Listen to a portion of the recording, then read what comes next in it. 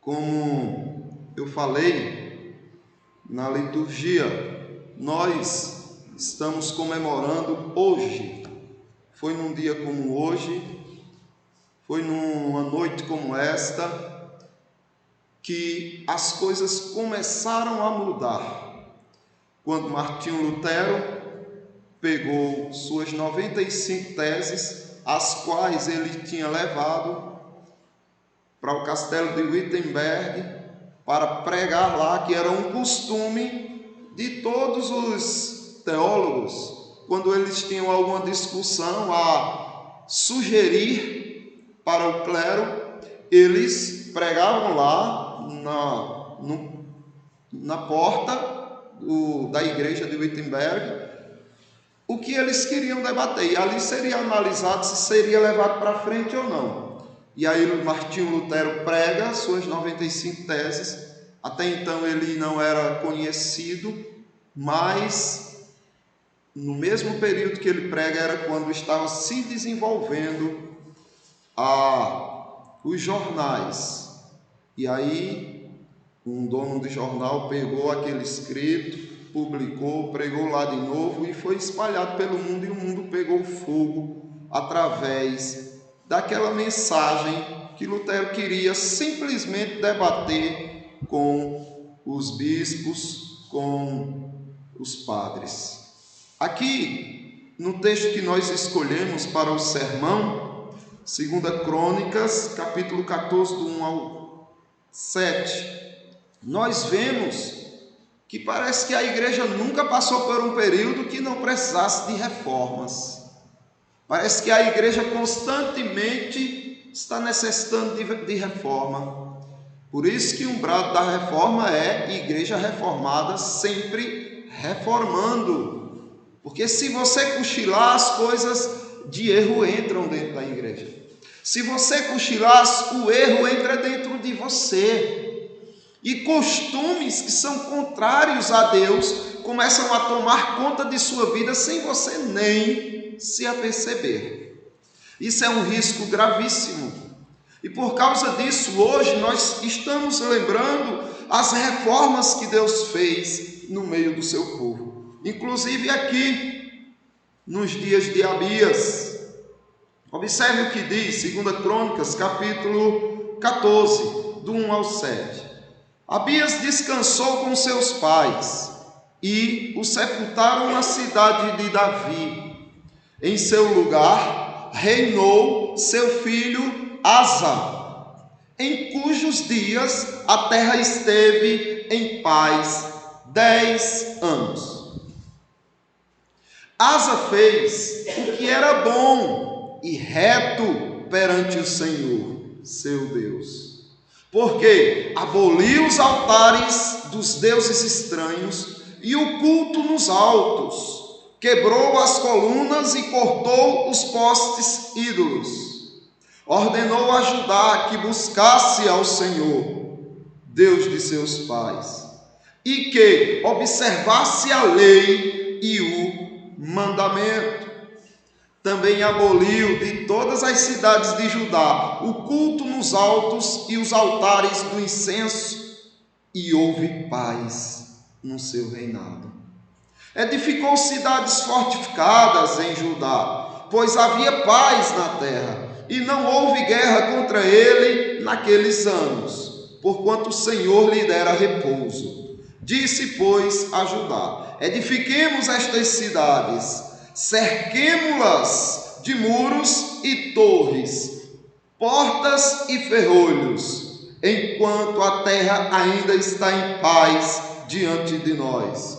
Pois temos buscado ao Senhor, nosso Deus, temo-lo buscado, e ele nos deu repouso de todos os lados. Então aqui você observa que Asa, filho de Abias, estava reformando Judá, estava reformando o povo de Deus, fazendo com que idolatrias e costumes contrários à palavra de Deus fossem extirpados, jogados fora de entre eles. Mas, observe, houve nos dias de Abias, pai de Asa, uma herança a qual o seu pai recebera, que podemos dizer que era uma herança maldita. 2 Crônicas, capítulo 13, do 1 por diante, nós vamos vendo. No 18º ano do rei Jeroboão, Abias começou a reinar sobre Judá. Então Jeroboão reinava em Israel, Abias reinava em Judá. 3 anos reinou em Jerusalém. Mas observe, que herança maldita ele recebeu? Ele recebeu essa herança de Roboão. Observe, Roboão era um filho de Salomão, que herdou o trono de Salomão, seu pai, em paz, mas começou-se a receber conselhos de pessoas jovens, de rapazinhos da sua idade, e aí se perverteu, se corrompeu. Ele não quis os conselhos dos idosos, e aí o reino rachou, fez ele o que era mal, porquanto não dispôs o coração para buscar ao Senhor.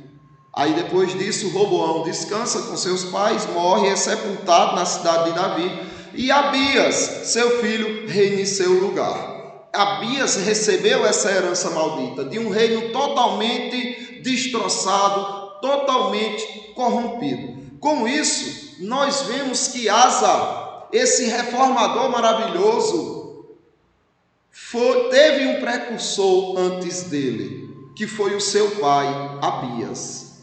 Também houve guerra entre Abias e Jeroboão. Os dois fizeram guerra. Israel e Judá em guerra, irmãos em guerra. Por quê? Porque uns buscavam ao Senhor e outros queriam servir ao Senhor do seu próprio jeito. E houve guerra entre irmãos. E sempre será assim.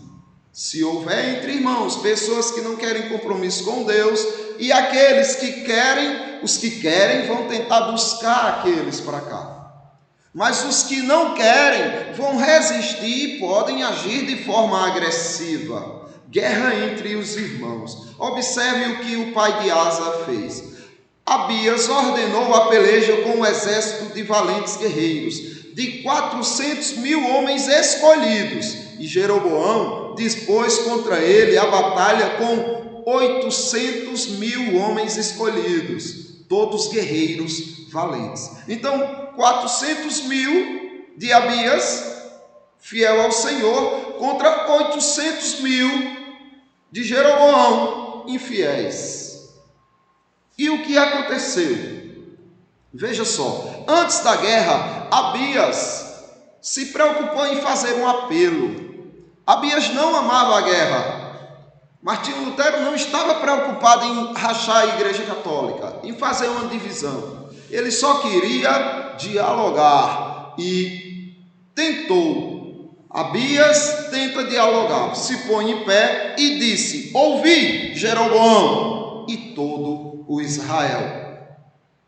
Ele tenta trazer o povo de volta à palavra de Deus.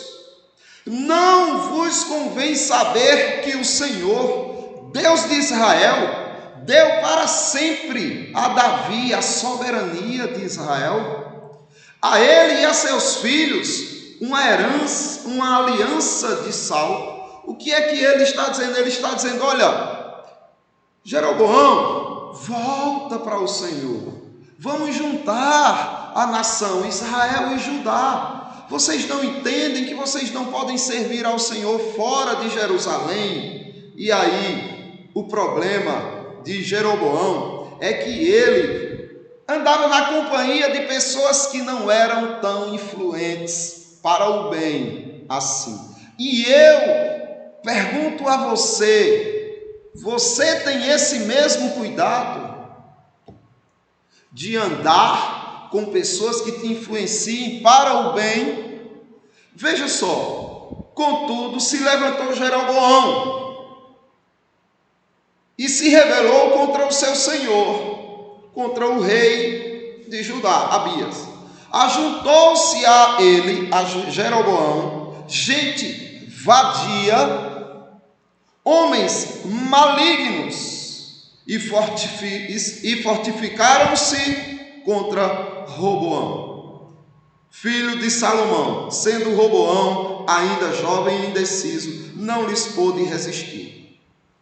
Então o pai de Abias, Roboão, aqui não pôde fazer nada porque ele tinha sido ordenado rei, ele estava no reinado muito jovem. E Jeroboão agora se aproveita disso, se junta com pessoas malignas, com vadios, e se fortifica e toma o reino de Roboão. Para quê? Para fazer guerra contra o povo de Judá.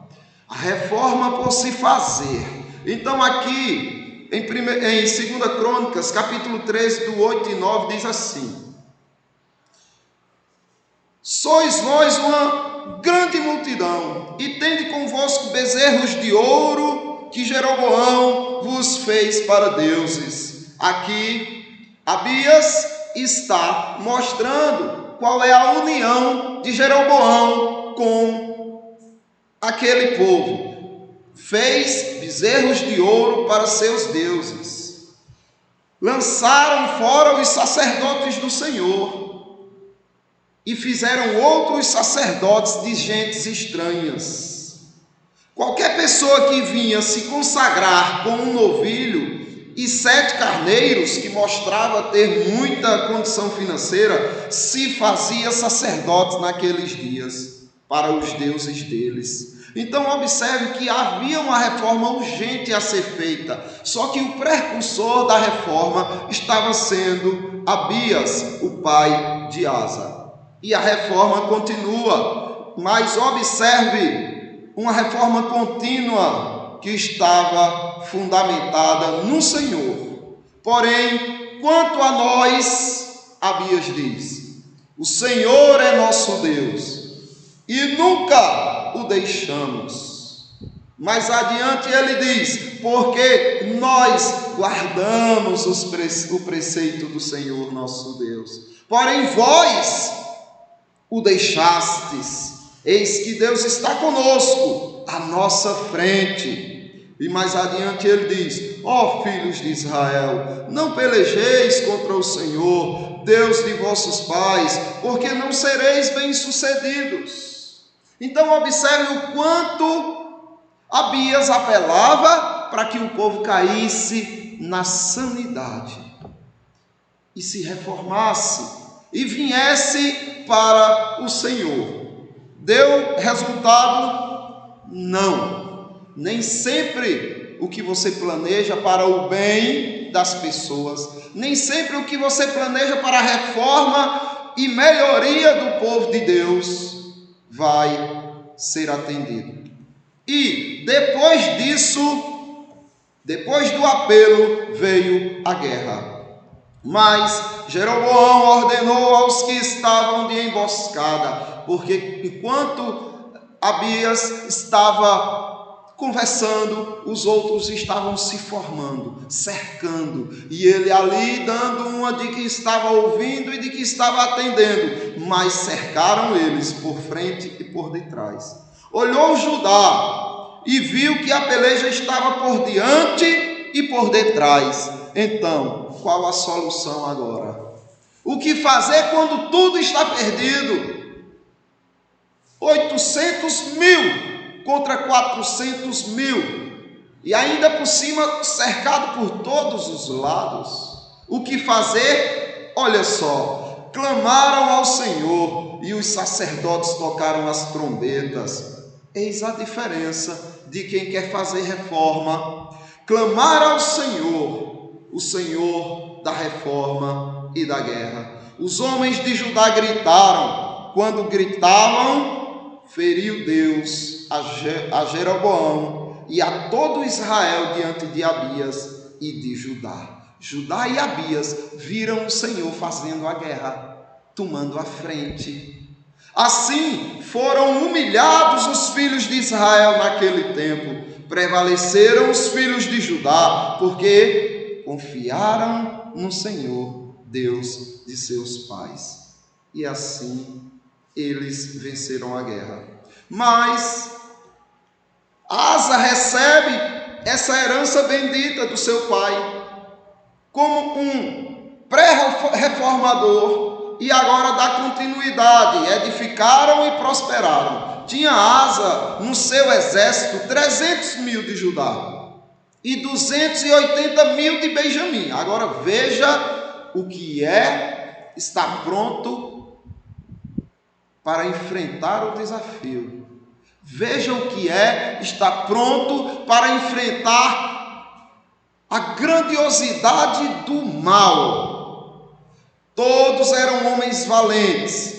Vamos lá, 300.000 de Judá e 200.000 de Benjamim. Não, e 280.000 de Benjamim.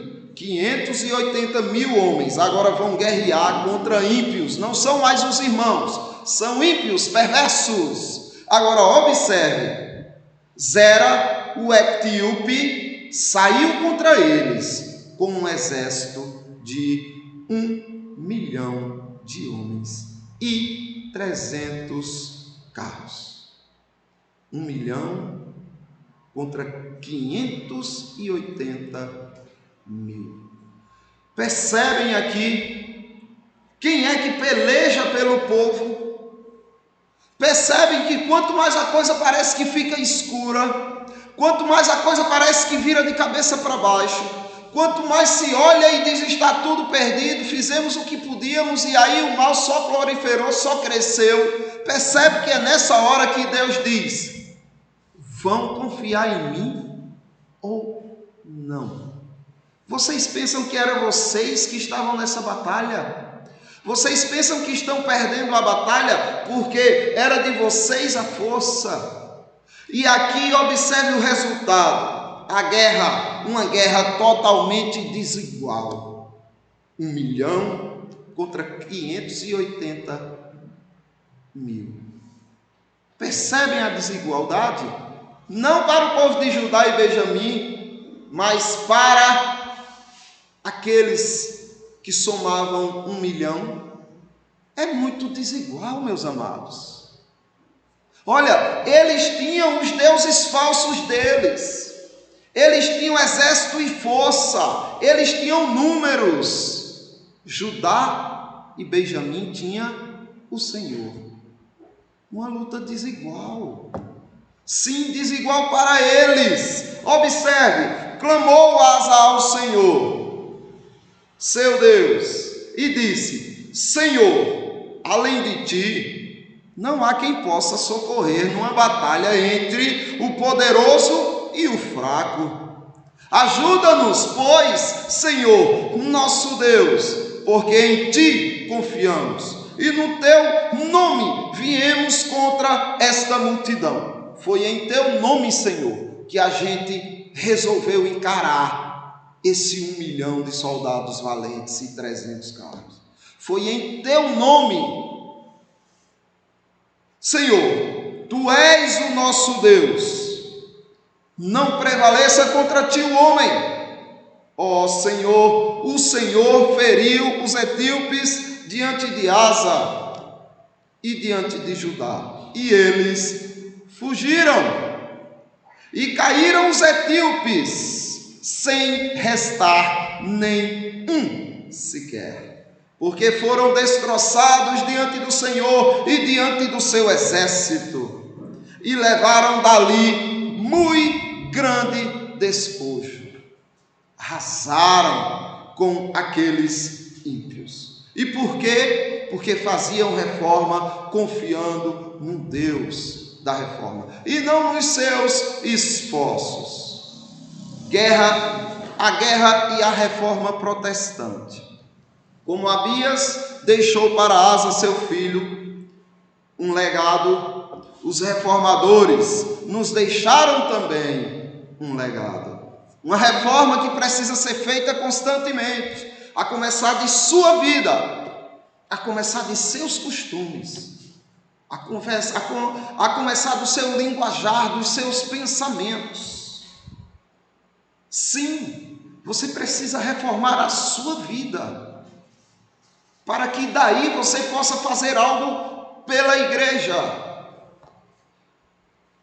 Os precursores da reforma, como Abias foi um precursor da reforma de Asa, assim também, antes de Lutero, houve um inglês chamado John Wycliffe, que ficou conhecido como precursor da reforma. Além dele, também teve John Hus e Jerônimo, que foram queimados na fogueira, e as suas cinzas foram lançadas no rio Reno.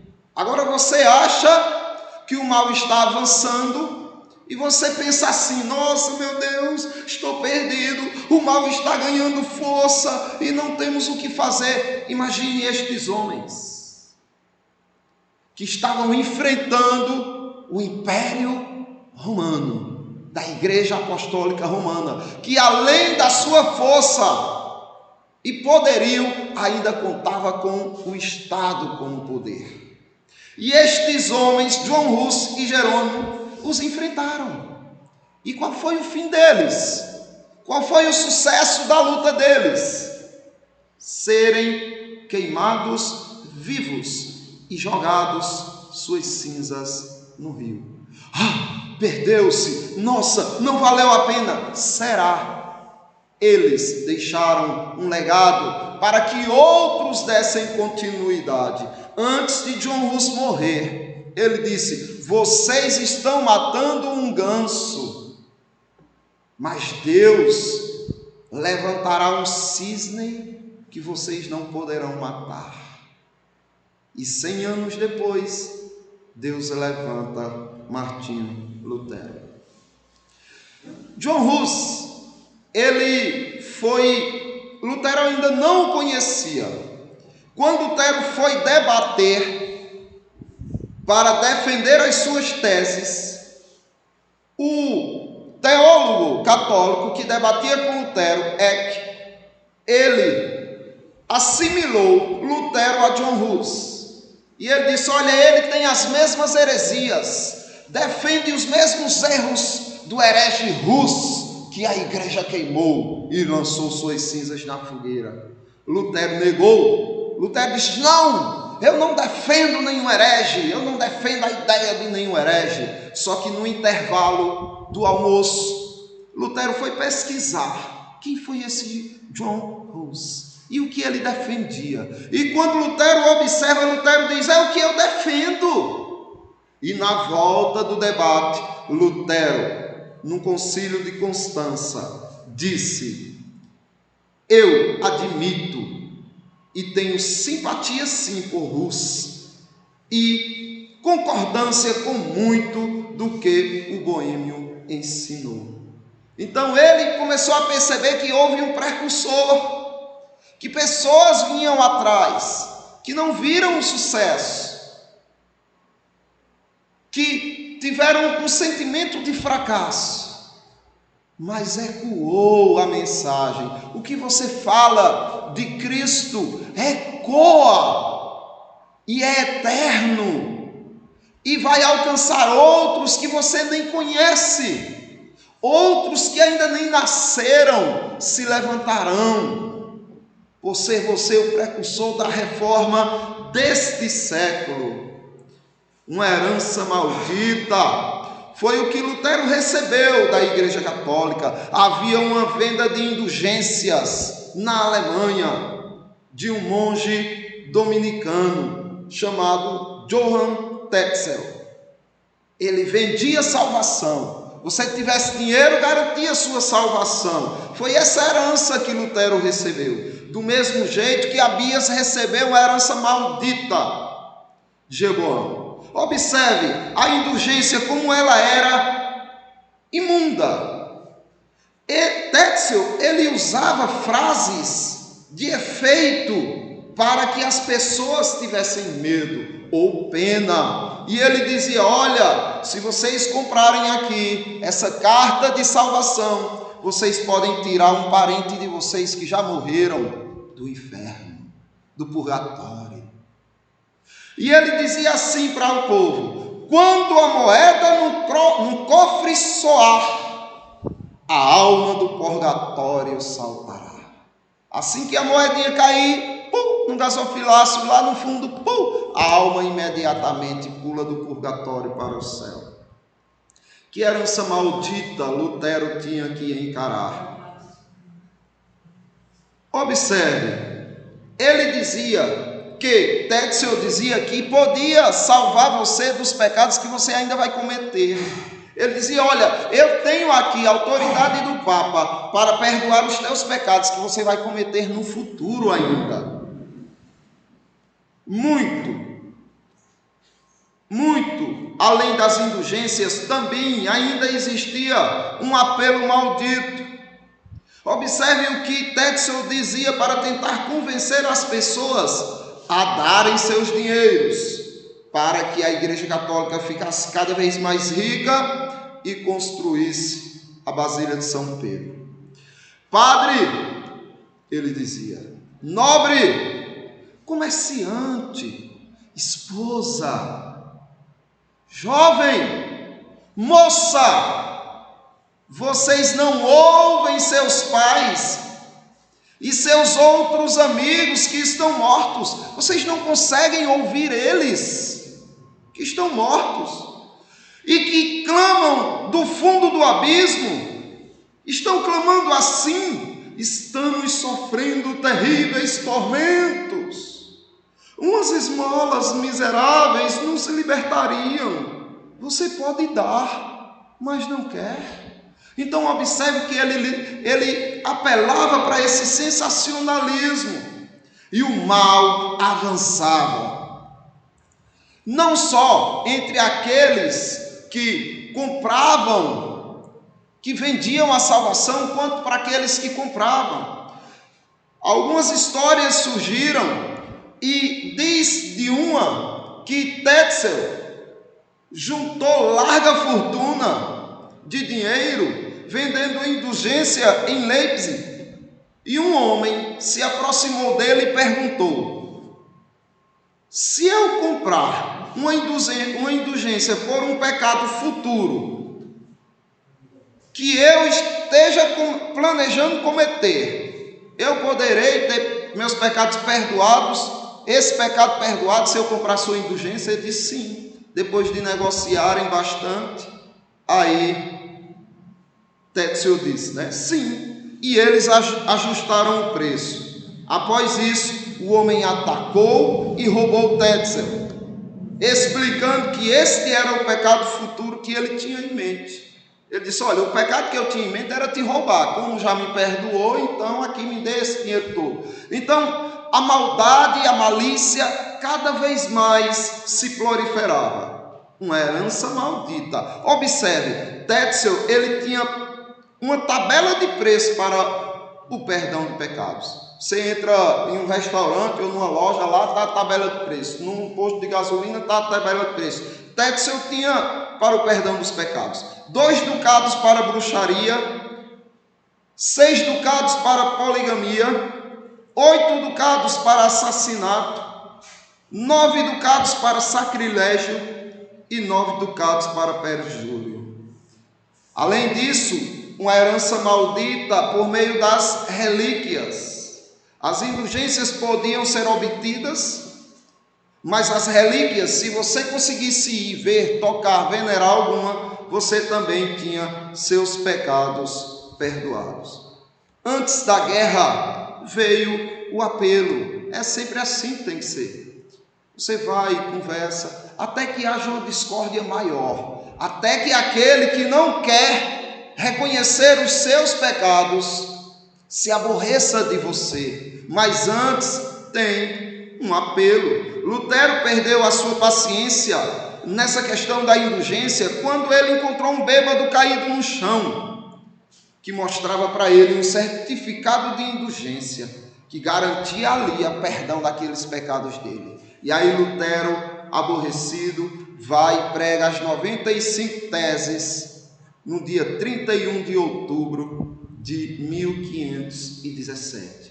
Exatamente neste dia, estamos comemorando 505 anos da Reforma Protestante. Lutero publicou num castelo da igreja de Wittenberg essas 95 teses, simplesmente para dialogar, um apelo ao diálogo, para que chegassem à verdade. Mas o que houve foi uma guerra totalmente desigual, porque o Império Romano, junto com o Estado, cercou Lutero, oprimiu Lutero. Mas Lutero tinha em seu coração o texto de Romanos capítulo 1, versículo 17, que diz: visto que a justiça de Deus se revela no Evangelho, de fé em fé, como está escrito, o justo viverá por fé. Então ele pensava, é uma luta muito desigual para Roma, para o Estado, porque eu vivo por fé e eles pelos que veio. E depois do apelo veio a guerra. Veja só, amigos influentes de Lutero queriam convencê-lo de não ir para o debate. E Lutero, ele não retrucou, ele não titubeou. Amigos influentes o advertiam que nunca lhe seria permitido voltar. Lutero, você pode até chegar lá, mas você não volta. E realmente a história dizia isso. Stout suplicou para que ele escapasse enquanto podia. Escape enquanto você pode, fuja. E Lutero respondeu: Cristo governa em Augsburgo, mesmo que em meio dos seus inimigos. Cristo governa no Brasil, mesmo que em meio aos seus inimigos.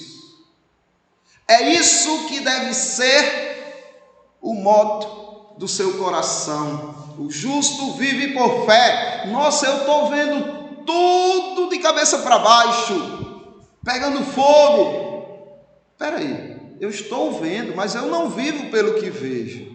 Eu vivo pela fé. E aí se torna uma guerra desigual, pobres e coitados dos perversos. A guerra contra a igreja e contra o Estado, era essa a guerra de Lutero. A história sempre se lembrará da dramática apregoação das teses contra as indulgências em 1517 e ainda mais dramático o confronto em Worms diante da igreja e do Estado em 1521, quando ele teve que enfrentar a igreja romana e o Estado, que era cruel, implacável, mas não morreu e conseguiu vencer tranquilamente. Em 1518, quando partiu para enfrentar Cajetan em Augsburgo, ele era um monge solitário e miserável. Todo mundo tinha medo de estar ao lado dele, que não sabia como a igreja ou o império o tratariam. Ele foi sem saber como seria tratado lá. O que é isso, se não for fé? E nem mesmo o que eles fariam com ele durante o seu percurso até lá. Ele tinha dúvida até se chegaria lá. Se algum homem já partiu em fé, sozinho, Lutero o fez. As armas do Senhor. Entenda, não é mais como a guerra que Abias e Asa travavam. A sua arma, hoje, entregue pelo Senhor, é muito mais poderosa do que aquelas que eles tinham. Porque, embora andando na carne, não militamos segundo a carne, porque as armas de nossa milícia, as armas de nosso exército, as armas de nossa guerra, não são carnais, e sim poderosas em Deus, para destruir fortalezas, anulando sofismas e toda altivez que se levante contra o conhecimento de Deus, e levando cativo todo o pensamento a obediência de Cristo, e estando prontos para punir toda desobediência, uma vez completa a vossa submissão. Então você tem essa arma poderosa em suas mãos. É só você abrir a sua boca que ela aparece. É só você usar a sua fé. É só você punir a desobediência com a verdade das Escrituras. O sustento na continuação da reforma é a fé. Como diz na Epístola aos Hebreus, capítulo 10, do 37 ao 39. Porque ainda dentro de pouco tempo, aquele que vem virá e não tardará. Todavia, o meu justo viverá pela fé. E se retroceder, nele não se compraz a minha alma. Percebem por que Lutero não retrocedeu quando foi fazer reforma contra o mal? Percebem por que Asa não retrocedeu, porque Abias não retrocedeu, porque John Hus, porque Wycliffe, porque tantos homens de Deus não retrocederam? Porque os heróis da fé foram até o fim. Porque Deus não se compraz na alma daquele que retrocede. Nós, porém, não somos dos que retrocedem para a perdição, somos, entretanto, da fé para a conservação da alma. É isso que é fazer reforma. E eu rogo aos amados irmãos, intrepidez, coragem, perseverança, despertem, irmãos. É certo que no aconchego do vosso sofá, Satanás vai sussurrar bem baixinho: fica aí. Para que estar na igreja? Tem todos os dias, tem todos os domingos, tem todas as terças. Fica hoje. Para que falar para aquelas pessoas de Cristo? Tu já falaste para tantas e não deu resultado? Para! Entrega os pontos. Assim você ouve o sussurrar do diabo todos os dias. Diante dele, a resposta deve vir por fé. Eu sei que tem outros dias que eu poderia ir, mas eu sei que hoje é o dia de eu ir. Eu sei que eu falo e o povo não atende, mas eu também sei que eu preciso continuar falando, quer para a salvação ou quer para a condenação. A palavra precisa se fazer conhecida, seja ela instrumento de salvação ou de perdição na vida das pessoas. Façam reforma, meus irmãos. A reforma continua. Temos muito ainda o que viver. Temos uma história ainda grandiosa a construir perante o nosso Deus. Você vai se acomodar? Você vai se acovardar? Qual é a sua desculpa? Eu sou muito jovem. Eu já estou muito velho. Eu já me decepcionei muito. Eu não tenho forças. Isso é desculpa de quem retrocede na fé. Porque aquele que tem fé enfrenta, não olhando para as suas condições, mas olhando para aquele que vai à frente da batalha. Que Deus abençoe esta congregação de Bezerros. Que Deus abençoe a congregação de Agrestina, que aqui está também. Que Deus abençoe a congregação de Caruaru, a congregação de Recife e de todas que estão espalhadas pelo mundo, e muitos que estão ainda um pouco abalados, com tanta maldade ganhando espaço na terra. Você não foi chamado para olhar para o número das coisas, para o poder e a força das coisas. Você foi chamado simplesmente para marchar e ver Deus abrindo o mar. Foi para isso que você foi chamado. Que Deus abençoe os irmãos. Vamos responder a mensagem, meus irmãos. Lendo ainda em Hebreus, na Epístola aos Hebreus, capítulo 11, do 32 ao 40, e vamos ver como procede uma pessoa que vive por fé. Uma leitura alternada. E que mais direi? Certamente me faltará tempo necessário para referir o que há a respeito de Gideão, de Baraque, de Sansão, de Jefté, de Davi, de Samuel e dos profetas, os quais, por meio da fé, subjugaram reinos, praticaram a justiça, obtiveram promessas, fecharam a boca dos leões, extinguiram a violência do fogo, escaparam ao fio da espada, da fraqueza tiraram força, fizeram-se poderosos em guerra, puseram em fuga exércitos de estrangeiros. Mulheres receberam pela ressurreição os seus mortos. Alguns foram torturados, não aceitando o resgate, para obterem superior ressurreição. Outros, por sua vez, passaram pela prova de escárnio e açoites, sim, até de algemas e prisão.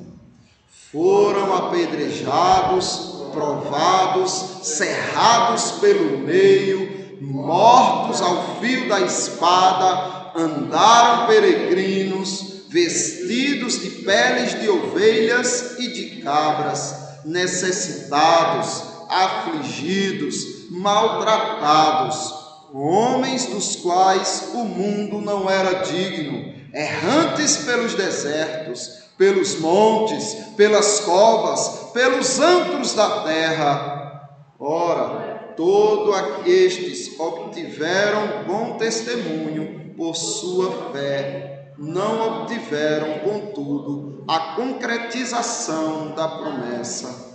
Por haver Deus provido coisa superior a nosso respeito, para que eles, sem nós, não fossem aperfeiçoados. Louvemos ao Senhor, irmãos, fiquemos de pé. Castelo forte é o nosso Deus,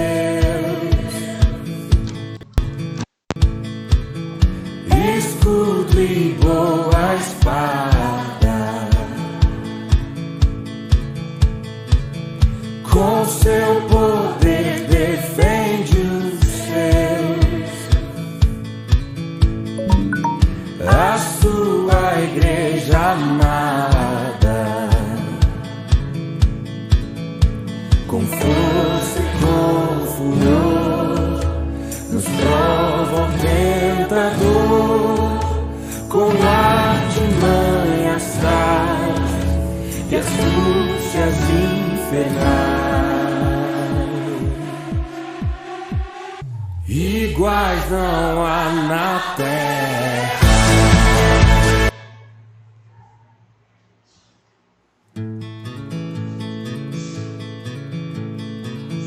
Castelo forte é o nosso Deus, escudo e boa espada,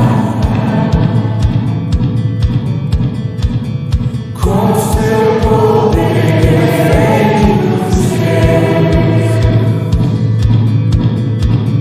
a sua igreja amada, com força e com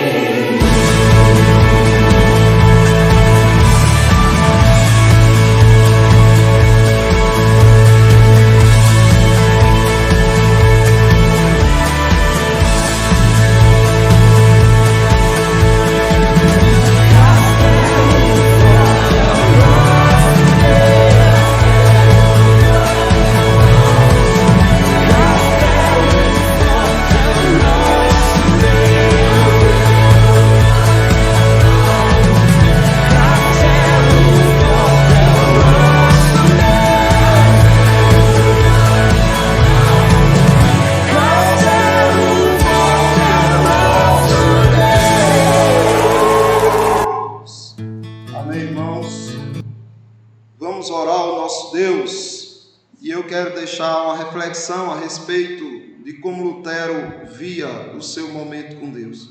Ele afirmava que orava 2 horas por dia, mas quando ele estava muito ocupado, ele orava 3, porque ele sabia que é a fé que o regia e não aquilo que ele vivia, diante dele. Vamos orar ao nosso Deus, pedir a Guilherme que nos conduza em uma oração de resposta ao Senhor.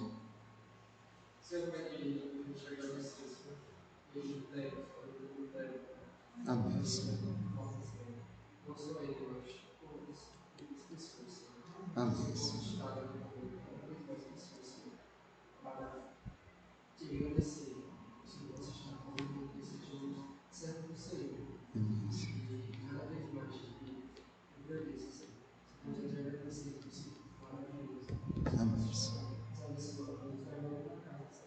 Amém, Senhor. Amém, Senhor. Meus irmãos, o culto está encerrado, podem sentar.